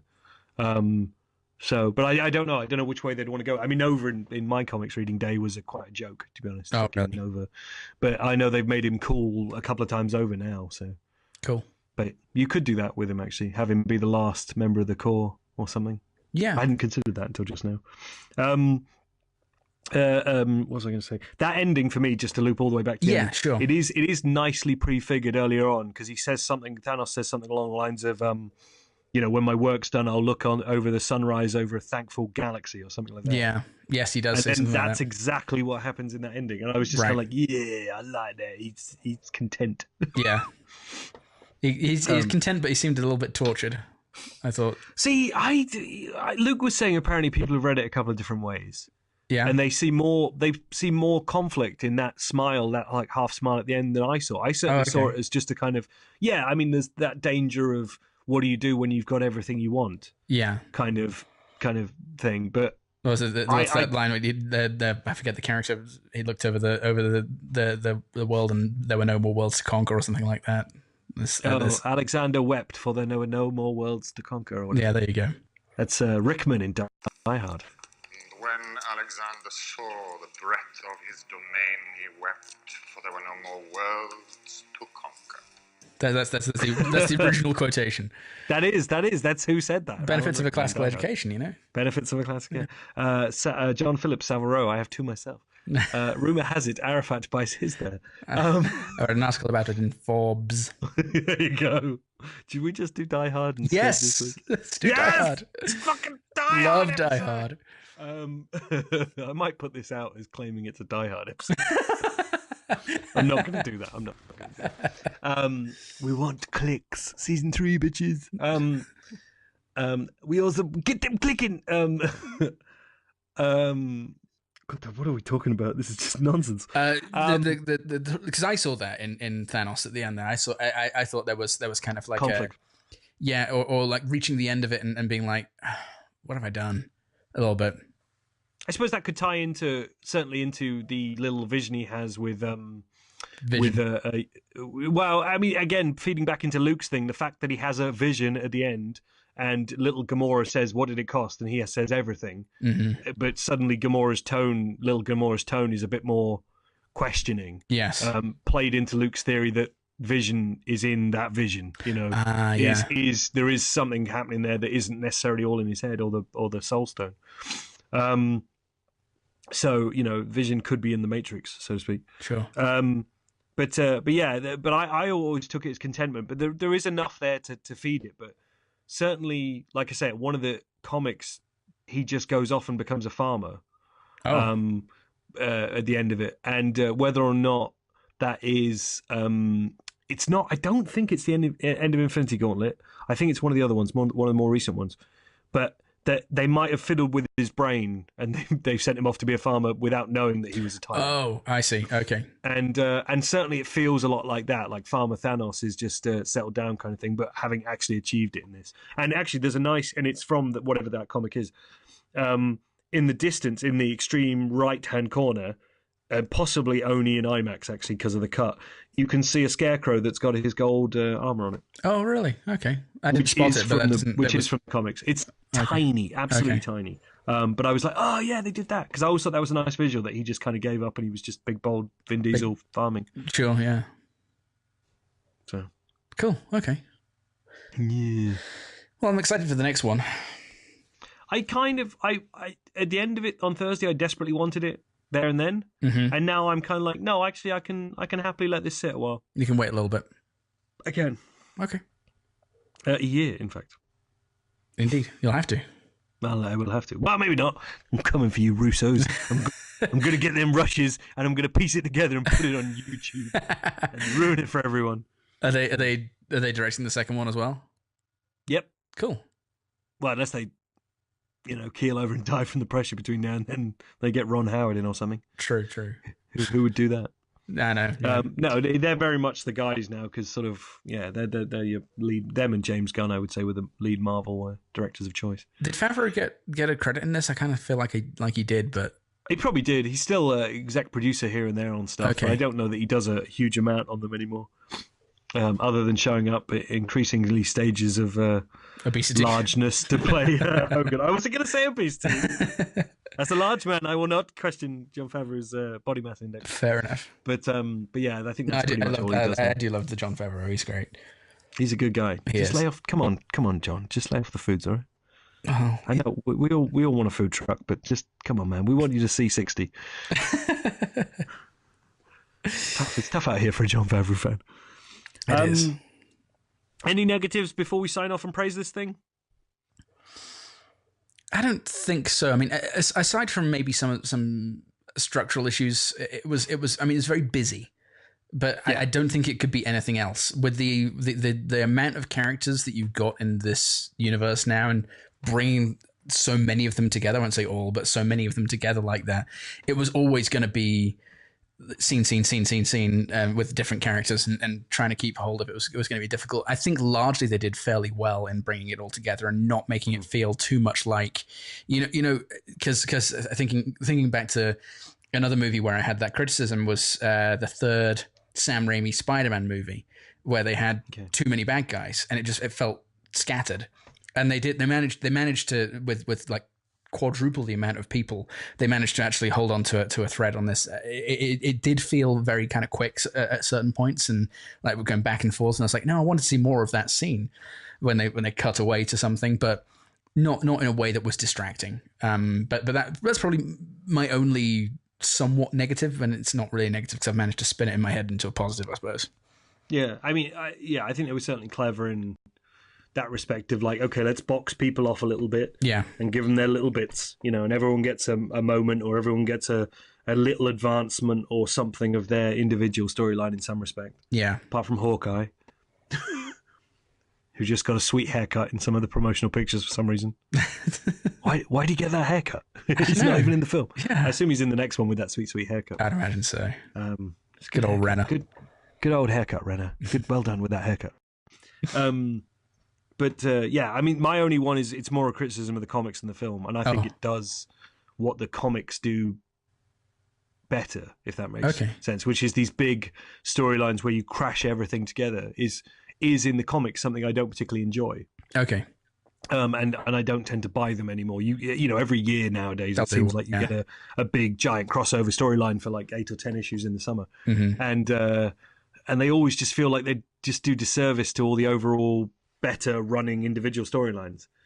So, and this film is very much the cinematic version of that, but it does it quite well. Yeah, I think so too. So, you know, I would like more of Black Widow and Hulk. I would like more of Thor. I would like more of whatever. But we will get that or whatever. And here it didn't really matter because the overall crashy bangy sort of story they were telling was quite exciting. Whereas most of those comics, big mega crossover storylines, are usually a wet fart of a thing. It's just a big fight or something, and nothing really of consequence happens now. No, it's just a kind of like.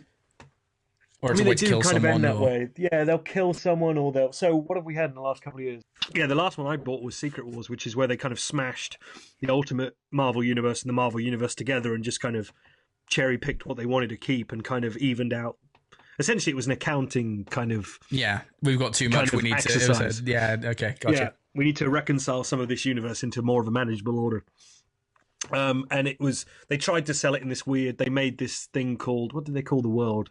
They made a new world, and there were zones, and there were different characters in each zone. Oh. You had kind of like an X-Men 1992 comic that Cool. ran that summer because there was a zone with those characters. But the dominant storyline of it was this kind of like weird fantasy court setting where Doom was this kind of like overlord over all these people, and the Fantastic Four were kind of his immediate minions, and then you had he had an army of Thors who were his like courtiers. How weird. It was an attempt at grandeur, but it was just a giant failure. Oh, that's a shame. That ended up getting later and later and later, and I think was extended from 7 parts to 9 because Jonathan Hickman didn't have an ending for it, and they just had to figure it out. I see. Which was then they did a jokey spin-off one called Secret Wars 2 TOO, which had a storyline of Jonathan Hickman and Doctor Doom walking around New York talking about how there wasn't an ending for the main comic. So they did make fun of themselves on that one at least. But that was the last one I bought. Since then, they've done Secret Empire, which was about Cap being Hydra. Okay. And how the Allies used the Cosmic Cube to change history. Oh, interesting. So that Cap always thought he was the hero when he was in fact the villain. And then they basically just undid all of that. At the end of it. And you get these they're just big, they just crash everything together. They usually bugger up whatever comic you're reading at the time and enjoying. And they try and like reset the universe to some extent. And I've become increasingly sick of them over time. And certainly in recent years, I haven't bought them. So, and there was a danger this was going to be that, and it is in a way, but it works. Okay. So, so it's not, like I say, it's not necessarily negative, but it was the one thing that I got that kind of like feeling of that vibe. I was like, I understand that. Yeah. But then equally, I remember me and my brother having a conversation the day before Avengers came out 6-7 years ago, being like, it's going to be a horrible clusterfuck, isn't it? It's got to be. How will this ever work? Yeah, and then it They're worked. just crashing all these things together, and well, that fucking worked, and it changed the film industry. Yeah, absolutely. So, did you get the little Marvel Cinematic Universe or the Marvel Studios 10 at the start? Yeah. Okay. That's their current logo, I think. But yeah, they're very much celebrating the 10th anniversary, aren't they? Cool. And then this is, I think, is going to be the season finale of that first decade. Yeah, I think you're right, yeah. So whatever, and that's why I think you might be right in some of the longer term deaths and things in the next one, because they'll be setting up the next 10 years, I would think, coming out the back of this, which is why you've got Black Panther and Captain Marvel and stuff. These are going to be the heroes of the next 5 to 10 years. Interesting. Yeah, I just wonder if I suppose they've done 3 Thor movies now, and how many Iron Man? 3 Iron Mans. 3 Iron Mans. 3 Capses. 3 Capses.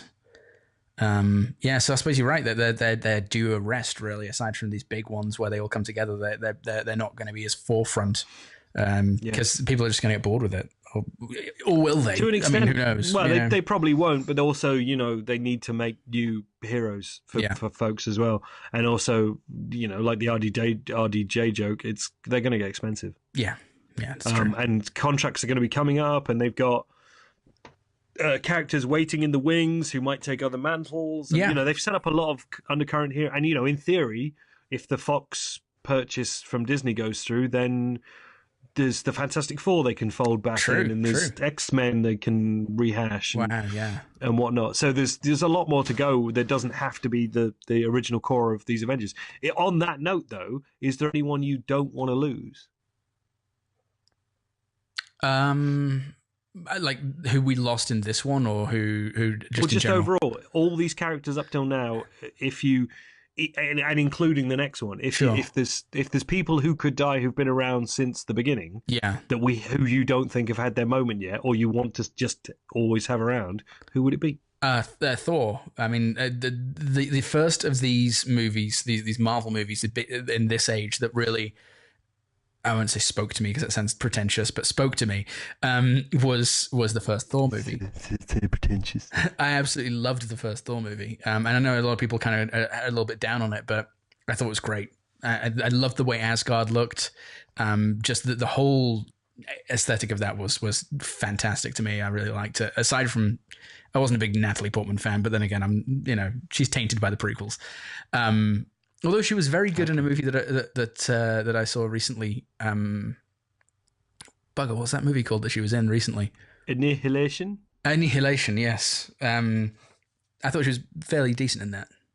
Okay, I liked her in that too. Yeah, but yeah, Thor is probably the main one that I don't want to see go. And I quite like the cheat of Rocket giving him the eye, and he's like, oh, I don't. I liked his bowie eyes. We haven't mentioned that. The fact that he had different coloured eyes. I love that Rocket implied that he smuggled that out up his ass as well. Yeah, I know. I like. Probably should have watched that. That and the later on, he was like, "How much for the arm?" And he was like, "I'm gonna get that arm. I'm gonna get that arm." Yeah, that's a nice little string of Rocket like collecting body parts. Yeah, building a man somewhere. Yeah, but yeah, no, I like the Bowie eyes that you ended up with. That made me laugh. Yeah, that was fun. Bowie. Fair though. I could see Chris Hemsworth keeping on, whether they do more Ragnarok-y ones or whether it's just him showing up in other people's. Sure. How about you? Is there anyone you don't want to lose? It's funny actually because at this point I would kill Thor. Oh damn! And bring back someone else in the Natalie Portman and Jane Foster role to take over and do because I very much loved the run of comics that just ended with the Mighty Thor, which was the Jane Foster character as Thor. Has it become? Did you get the power of Thor? Yeah. Oh, cool. That's an interesting twist on it. I like that. I seem to remember seeing some awful MRA screenshots of MRA groups bitching about that when it happened. Bitched about everything the last couple of years. Seriously. Like, we got a female Thor, and we got Miss Marvel. I've had to moderate myself and bite my tongue a couple of times when people have just casually, just not friends, but people I've been around have kind of gone off on Black Panther a little bit from that. Oh yeah, gotta have a affirmative action superhero. I'm like, shut the fuck up, jackass. Yeah. Well, I agree. Yeah, no. I mean, the thing is, did they go and see it? Probably not. Well, then fuck them. Seriously. On the who else do I not want to see go? We haven't had enough Black Widow yet. Oh, true. I think we're getting a Black Widow film. They've sort of committed to doing one, and I just want a proper outing for that character. Whether it's set in the past, whether it's set now, sure. It would be nice just to, just focus on her a little bit. Yeah, and give the character the spotlight. Yeah. So, I mean, I'd like more Scarlet Witch as well, but I don't know that I don't think you need a solo film. But Black Widow deserves a solo film. Yeah. At this point, I think so too. Otherwise, I'm vaguely happy that we've had enough of everyone. If we get more, great. If we don't, and we get new characters, then I'm perfectly happy with that. Yeah, I suppose, and this may be just me, my naivety when it comes to the way comic books do things, but I just don't feel the need to kill them. Though it does bring up the specter of like if they do like an Avengers, let's say Avengers 5, and all those characters have been retired. Like with the current standalone movies, it kind of brings up the specter of why aren't they there? If when big bad cataclysmic things happen, they all come together and fight it. Why aren't they there? So I think maybe that's why you kill them, because if there's or banish them to the netherworld or something, because if there is a big universal Thanos type event that happens, and I'm sure there's more than just Thanos that those sorts of things happen to facilitate more Avengers stuff. Yeah, you're always going to be asked the question, why isn't Thor there if he's still alive? Why didn't they show up? Or how do you talk yourself out of that? I mean, that's going to be the big one with Captain Marvel, I would think. Now, where's she been? Where's she been? What's she been up to? Why, if she's been out there in space for 15 years, it would appear that people can cross space in no time at all. So true. Why didn't she show up when Earth was under attack from the first time, or just the beeper coverage doesn't go that far. She couldn't find a payphone to call back. He's pressed that thing a lot. He's been carrying it for 20 years.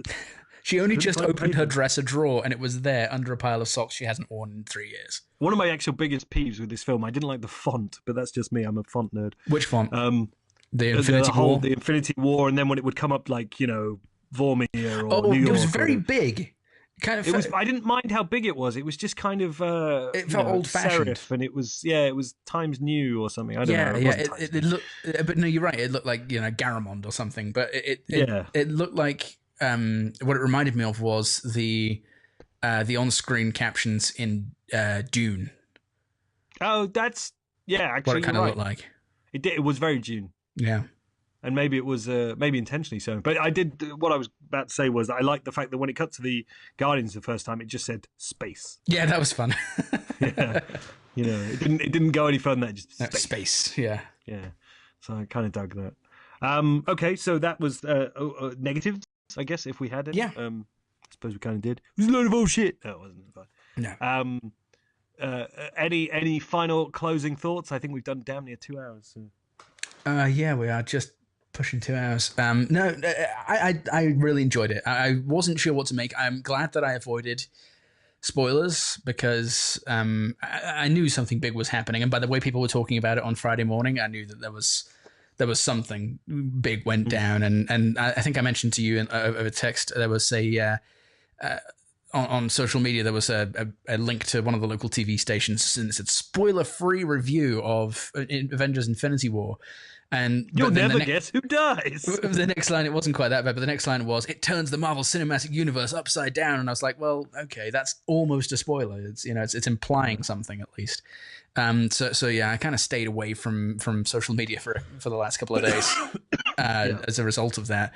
And I'm glad I did, because it would have sucked to have spoiled it. I assumed that something like that was going to happen, and not knowing the concept behind, because I'd seen pictures and snaps from comic books of Thanos with the gauntlet and the kind of gaudy stones and stuff, and I was like, I wonder how they're going to do this and not make it come off as like 60s Batman, and I think they did pretty well. Right. But I knew there was some kind of big thing, and there's a reason that he's collecting those. I just didn't know the whole wipe out half the population of the universe thing. So yeah, I'm pleased that I didn't go into it knowing everything that happened, because it made it a genuine surprise and made the experience of watching the movie one where I was surprised by things, and I don't know, I like that. So yeah, so it was great. I would definitely go see it. I'm probably going to try and see it again.